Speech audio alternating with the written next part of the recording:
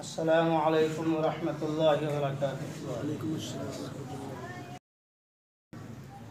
الحمد للہ رب العالمین والصلاة والسلام علی سید المرسلین وعلی آلہ واصحابہ اجمعین، اما بعد فقد قال اللہ تبارک وتعالی فی القرآن المجید والفرقان الحمید۔ اعوذ باللہ من الشیطان الرجیم، بسم اللہ الرحمن الرحیم۔ کل نفس ذائقۃ الموت وانما توفون اجورکم یوم القیامہ فمن زحزح عن النار وادخل الجنۃ فقد فاز وما الحیاۃ الدنیا الا متاع الغرور۔ صدق اللہ العظیم۔ محترم بھائیوں، بزرگوں اور دوستوں، اللہ رب العزت کا بڑا کرم اور احسان ہے کہ اس نے ہم سب کو جمعہ کی نماز ادا کرنے کے لیے مسجد میں آنے اور دین کی نسبت پر کچھ کہنے اور سننے کی توفیق عطا فرمائی۔ اللہ ہم سب کے حاضر ہونے کو، کہنے سننے کو قبول فرمائے اور ہم سب کے واسطے دنیا و آخرت میں بھلائی اور نجات کا ذریعہ بنائے، آمین۔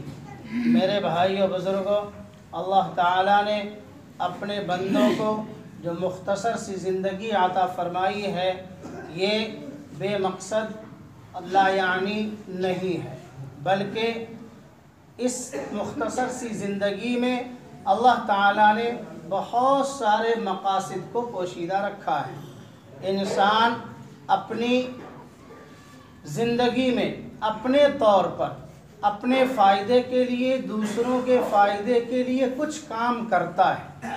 کچھ کام کا فائدہ اس کو خود نظر آتا ہے، لیکن کچھ کاموں کا فائدہ اس کو نظر نہیں آتا ہے، لیکن اللہ تعالیٰ اس کے ہر عمل کے نفع اور نقصان کو خوب جانتا ہے۔ لہٰذا یہ انسان کبھی جان بوجھ کر کے اپنے فائدے کے لیے کام کر لیتا ہے، لیکن کبھی انجانے میں بھی اپنے فائدے کے لیے کام کرتا ہے۔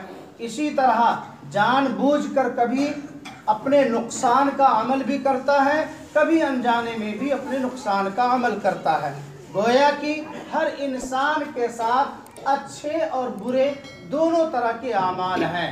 اللہ تعالیٰ نے ایک جگہ اعلان فرمایا، فَمَن يَعْمَلْ مِثْقَالَ ذَرَّةٍ خَيْرًا يَرَهُ وَمَن يَعْمَلْ مِثْقَالَ ذَرَّةٍ شَرًّا يَرَهُ۔ جو آدمی ایک ذرہ کے برابر بھی اچھا عمل کرے گا وہ بھی آخرت میں موجود پائے گا، اور اگر ایک ذرہ کے برابر بھی برا عمل کرے گا وہ بھی وہاں پر موجود پائے گا۔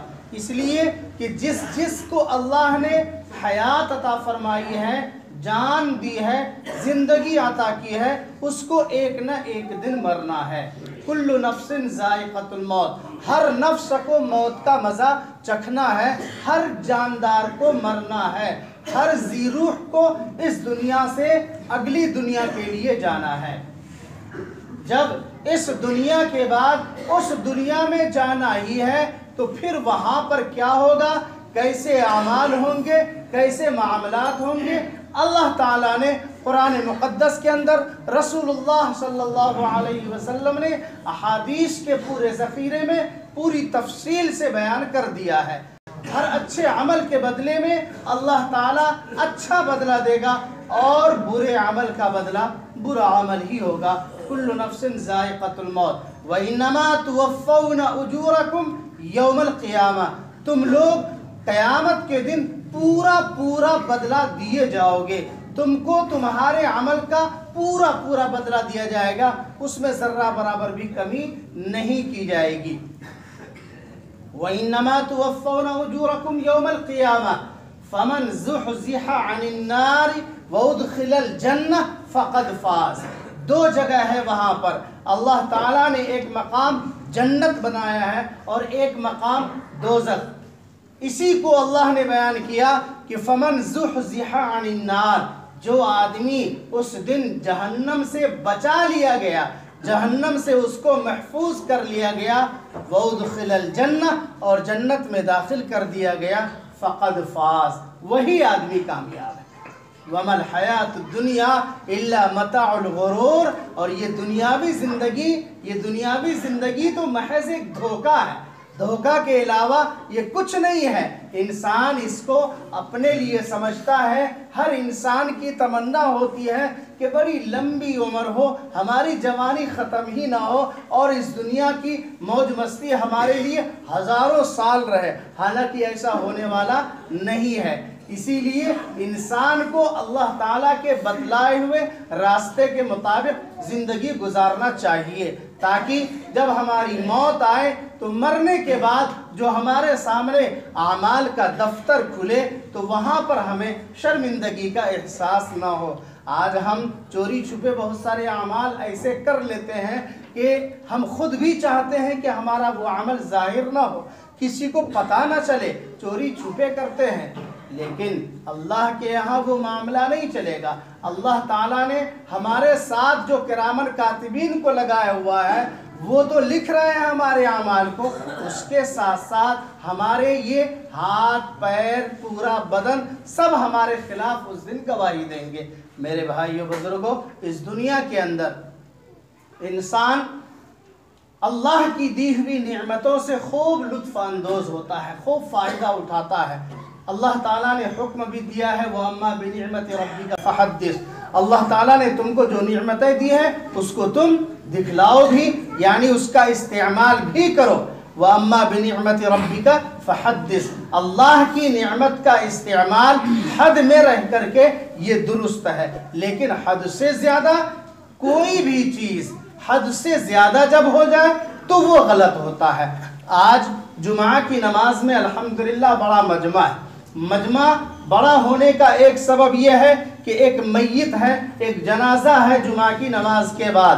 جنازے میں ہم لوگ عام طور پر خوب شرکت کرتے ہیں، لیکن یاد رکھیے گا ہماری زندگی کا دو موقع ہے، ایک موقع ہے بیماری کا اور ایک موقع ہے جنازے میں شرکت کا۔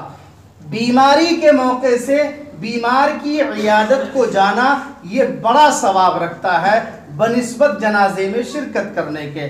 اگر ایک آدمی بیمار ہے، اس بیماری کی عیادت کے لیے جب کوئی جاتا ہے تو بیماری کی عیادت کر کے واپس آنے سے پہلے اللہ تعالیٰ دونوں کی مغفرت کر دیتا ہے۔ جو بیماری کی عیادت کرنے کے لیے جاتا ہے اس کی بھی اور اس بیمار کی بھی، دونوں کی اللہ تعالیٰ اپنے فضل سے مغفرت کر دیتا ہے۔ اور بیمار کی دعا اللہ تعالیٰ بہت زیادہ سنتا ہے، اس لیے بیمار کی عیادت کرنا چاہیے۔ ہم سب بیمار کی عیادت کریں گے انشاءاللہ۔ یہ اللہ کے نبی صلی اللہ علیہ وسلم کی سنت ہے، اللہ کے نبی کا حکم ہے بیماری کی عیادت کرنا۔ اور جب بیمار اس حال میں پہنچ جائے کہ اب لگے کہ اب اس کی زندگی واپس آنے والی نہیں ہے، جاکنی کا عالم آ گیا ہے، اب اس کا آخری وقت ہے، تو اب مسنون طریقہ یہ ہے کہ اس کو قبلہ رخ لٹایا جائے اور اس کے پاس بیٹھ کر کے سورہ یاسین، سورہ صافات، آیت الکرسی اور قرآن پاک کی جتنی زیادہ سے زیادہ تلاوت ہو سکے اس کے پاس بیٹھ کر کے قرآن پاک پڑھا جائے۔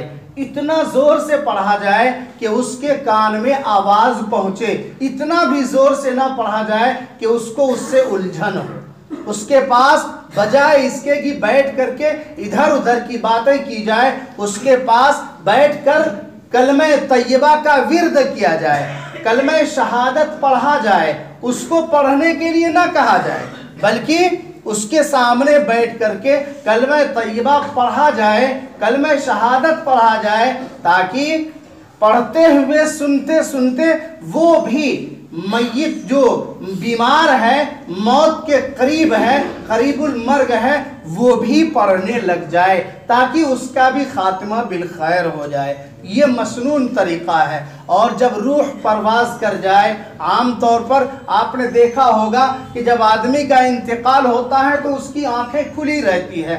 اس کا سبب یہ ہے کہ جب روح نکلتی ہے تو روح کو جاتے ہوئے وہ مردہ دیکھتا ہے کہ وہ روح جا رہی ہے، اس روح کو دیکھتے ہوئے اس کی آنکھیں پھٹی کی پھٹی رہ جاتی۔ جب انتقال ہو جائے تو اس کی آنکھوں کو بند کرنے کا حکم ہے، اس کی آنکھوں کو بند کر دیا جائے، اس کے منہ کو بند کر دیا جائے اور احتیاطاً کپڑے سے اس کے جبڑے کو باندھ دیا جائے تاکہ اس کا منہ کھلا نہ رہ جائے۔ دونوں پیروں کو ملا کر کے کپڑے سے لتا سے باندھ دیا جائے تاکہ دونوں پیر سٹا رہے اور دونوں ہاتھوں کو سیدھا کر دیا جائے. یہ طریقہ مسنون ہے. اس کے بعد غسل کا نمبر آتا ہے. جب یقین ہو جائے کہ ہاں انتقال ہو چکا ہے, روح فنا ہو چکی ہے, تو اس کے بعد غسل دیا جائے. کبھی کبھار ایسا ہوتا ہے ہارٹ اٹیک کا معاملہ ہے, تھوڑی دیر کے بعد پھر اس کو جان آ جاتی ہے, وہ سدھر جاتا ہے. جب یقین ہو جائے تب غسل کا معاملہ ہے. اس کے بعد یا اس سے پہلے میت کو ایک دیکھنے کا سلسلہ, کس کو دیکھ سکتے ہیں کس کو نہیں. یاد رکھیے گا, محرم کو دیکھ سکتا ہے زندگی میں, حیات میں, وہی محرم مرنے کے بعد بھی دیکھ سکتا ہے. لیکن جو نامحرم ہے, جس کا دیکھنا زندگی میں جائز نہیں ہے, اس کا مرنے کے بعد بھی دیکھنا جائز نہیں ہے, گناہ کا عمل ہے. لیکن ہم لوگ اس کو تو مانتے نہیں ہیں. ہماری مائیں بہنیں تو وہ تو پوری دنیا کے مردوں کو اگر دیکھنے کا اس کے بس میں ہوتا تو پوری دنیا کے مردوں کو دیکھنے کے لیے دوڑ کر کے چلی جاتی. جس کو دیکھنا باپ, بھائی, بیٹا, یہ وہ لوگ ہیں جو محرم کہلاتے ہیں. اپنے چچا ہیں, اپنے ماموں ہیں, یہ لوگ محرم ہیں. ایسے مردوں کا جنازہ تو عورتیں دیکھ سکتی ہیں, لیکن ایسے لوگ جو نامحرم ہیں, نامحرم کا مطلب ہوتا ہے جس سے نکاح جائز ہو. ارے چچیرا بھائی سے نکاح ہوتا ہے کہ نہیں ہوتا ہے, اس کا بھی جنازہ دیکھنے کی اجازت نہیں. میرا بھائی سے نکاح ہوتا ہے کہ نہیں, اس کا بھی جنازہ دیکھنے کی عورتوں کو اجازت نہیں. لیکن ہم اس پر کنٹرول نہیں کرتے ہیں اور احتیاط نہیں برتتے ہیں. پھر جانے سے فائدہ کیا ہے, پھر کیوں جنازے میں جائیں؟ تو جانے کا مطلب یہ ہوتا ہے کہ اب جن کا انتقال ہو گیا, میت تو ادھر پڑی ہوئی ہے, جو زندہ ہیں گھر کے لوگ, اگر آپ اس گھر سے جڑے ہوئے ہیں تو گھر کے افراد کو جا کر کے تسلی دینا ہے, اس کے غم میں شریک ہونا ہے. تعزیت اس کا نام ہے. اور جب جنازے کے لیے آئے تو جنازے میں شریک ہونا ہے, تجہیز تکفین میں شریک ہونا ہے, جنازے کی نماز کے بعد جا کر کے دفنانے میں شریک ہونا ہے. میت کو دیکھنے میں شریک نہیں ہونا ہے, بلکہ میت کو تو وہی لوگ دیکھیں جو ان کے لیے محرم ہے. حضرت فاطمہ رضی اللہ عنہا کا جب وقت قریب آیا تو بہت زیادہ غمزدہ رہتی تھی, بہت زیادہ غمگین رہتی تھی. ایک موقع سے ایک صحابیہ رضی اللہ عنہا نے پوچھا کہ کیا بات ہے, آپ اتنا غمگین کیوں ہیں, کیوں اتنا افسردہ خاطر بیٹھی ہوئی ہیں؟ تو انہوں نے کہا کہ مجھے ایک بات کا غم ستا رہا ہے کہ زندگی بھر کسی مرد نے میرے جسم کو نہیں دیکھا, میرے شوہر اور بیٹے کے علاوہ, باپ کے علاوہ. لیکن جب میرا انتقال ہو جائے گا تو میں افسوس اس لیے کر رہی ہوں کہ جب میرا جنازہ جائے گا تو بہت سارے ایمان والے بھائی ہماری لاش کو دیکھیں گے, ہماری لاش پر اس کی نظر پڑ جائے گی. حضرت فاطمہ رضی اللہ عنہا کا یہ جواب سن کر کے صحابیہ رضی اللہ عنہا نے کہا کہ آپ گھبرائیے نہیں, آپ کے لیے ہم انتظام کریں گے, آپ کے لیے ہم یہ انتظام کریں گے کہ آپ کے جنازے کو رات میں اٹھائیں گے. آپ کا جنازہ رات میں اٹھے گا, ایسے وقت اٹھے گا کہ کسی کو پتہ نہیں چلے گا اور آپ کے جنازے کا اعلان نہیں ہوگا. اتنا سنتے ہی وہ اتنا خوش ہو گئی, اتنا خوش ہو گئی کہ چہرے سے دانت نظر آنے لگا, گویا کہ ہنسی کی وجہ سے اس کے دانت نکل گئے. اور یہ وہ تاریخ تھی کہ حضور اقدس صلی اللہ علیہ وسلم کے انتقال کے بعد سے جو ان کے چہرے کی ہنسی غائب ہوئی تھی, اسی دن ان کو اس بات پر ہنسی آئی اور دانت نظر آیا کہ ہاں ہمارے جنازے کو کوئی نہیں دیکھے گا. چنانچہ جب ان کا انتقال ہوا, رات کے وقت ان کا جنازہ لے جایا گیا. جنازہ لے جانے والے ان کے شوہر اور دونوں بیٹے, راستے میں ایک صحابی کی ملاقات ہو گئی. اس طرح 4 لوگوں نے جا کے ان کو دفنایا. یہ ہے احتیاط. آپ کو معلوم بھی ہے کہ مسنون یہ ہے کہ مردوں کو 3 کفن دیا جاتا ہے, مردوں کو 3 ہی کفن دیا جاتا ہے. ایک چادر ہے, ایک کرتا ہے, ایک لنگی ہے, یہ 3 ہی کفن ہے. اور یہی 3 کفن عورتوں کا بھی کفن ہے, لیکن ان 3 کفن کے علاوہ 2 کفن اور ہے عورتوں کے لیے. ایک ہے سینہ بند اور ایک ہے جوڑا بند, جو سر کو ڈھکنے کے لیے۔ اب اندازہ لگائیے کہ شریعت نے جب مرنے کے بعد اس کو اتنا لپیٹ کر کے پیک کر کے اس کو دفنانے کا حکم دیا، تو کیا زندگی میں عورتوں کو اس بات کی چھوٹ ملے گی کہ اس کے سینے پر اس کا دوپٹہ نہ رہے، اس کے سر پر اس کا دوپٹہ نہ رہے اور وہ پردہ میں نہ رہے؟ میرے بھائیوں بزرگوں، یہ باتیں وہ ہیں جو اپنے آپ میں عمل میں لانے کی ضرورت ہے۔ کیف میں نے جو چند باتیں عرض کی، اللہ تعالیٰ نے قرآن مقدس کے اندر مختلف موقع سے حکم دیا ہے، اور ایک آیت کے اندر اللہ نے یہ حکم دیا ہے کہ ہر انسان کو مرنا ضرور ہے۔ جب کبھی کوئی موت ہو، الذین اذا اصابتہم مصیبت قالوا انا للہ و انا الیہ راجعون، جب کبھی بھی کسی طرح کی مصیبت پہنچے، کسی طرح کی مصیبت کی خبر آئے، تو تم ایک بات کہو، انا للہ و انا الیہ راجعون، ہم سب اللہ کے لیے ہیں اور ہم سب کو اللہ ہی کی طرف جانا ہے۔ یعنی آج جس کا انتقال ہوا وہ گیا اللہ کی طرف، تو یہ کوئی بڑی بات نہیں ہے، ہم سب کو بھی اللہ ہی کے پاس جانا ہے، یہ شریعت کا حکم ہے۔ اور اس کے ساتھ ساتھ ہم ہمیشہ مرنے والوں کے لیے ایصال ثواب کرتے رہیں، یہ ایک مسلمان کا دوسرے مسلمان پر حق ہے۔ اللہ تعالی ہم سب کو صحیح عمل کی توفیق نصیب فرمائے، آمین۔ وآخر دعوانا ان الحمد للہ۔